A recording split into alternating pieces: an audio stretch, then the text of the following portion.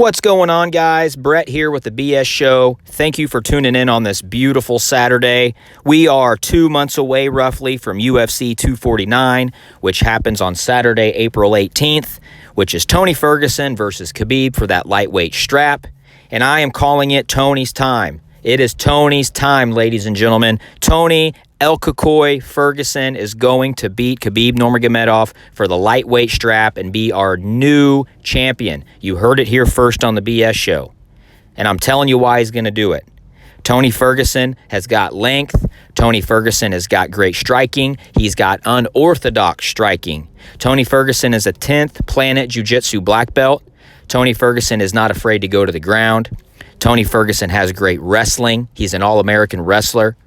He wants to be offensive on the ground. He wants to be offensive in his guard. He does not care where this fight goes. He's got razor-sharp elbows in the clinch. He's got razor-sharp elbows just from striking. He's also got razor-sharp elbows in his guard and on the ground. And if you look at who he's fought in his last 7 fights, they look like they fell off the Eiffel Tower. Their faces are just mangled and mashed.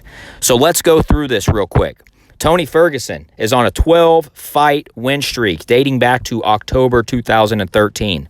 His last 7 fights: beat Donald Cerrone by Dr. Stoppage, beat Anthony Pettis, the former champion, by Dr. Stoppage, beat Kevin Lee for the interim strap by triangle choke, beat Rafael Dos Anjos, former champion, by decision, beat Lando Venata, submission, Edson Barboza, one of the best kickboxers in the world, submission, beat Josh Thompson by decision. If I remember right, Josh Thompson is the only guy to stop Nate Diaz by a head kick, grounded pound head kick, something like that.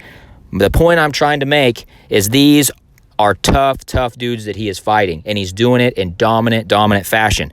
His only loss in the UFC was a decision in May of 2012 against Michael Johnson, when Michael Johnson was a killer and he was on the brink of getting a title shot with those lightning fast hands. Tony Ferguson is the real deal. It is going to be dirty, and blood will be shed. Blood will be shed in this fight. Khabib's got his handful, and I think that Tony Ferguson is going to walk away as our champion. I just cannot see Khabib handling the barrage of pressure, of the strikes, of the kicks.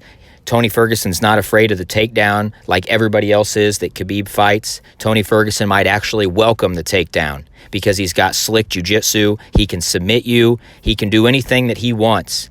But he is going to put a pace on Khabib like Khabib has never seen before. He's going to push forward, and he is going to strike, and he is going to kick, and he is going to elbow. Khabib is in for a world of hurting.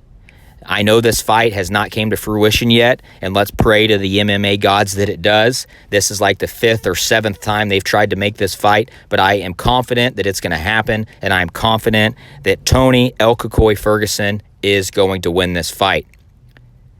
I have so much confidence that I put $1 million on it in Vegas.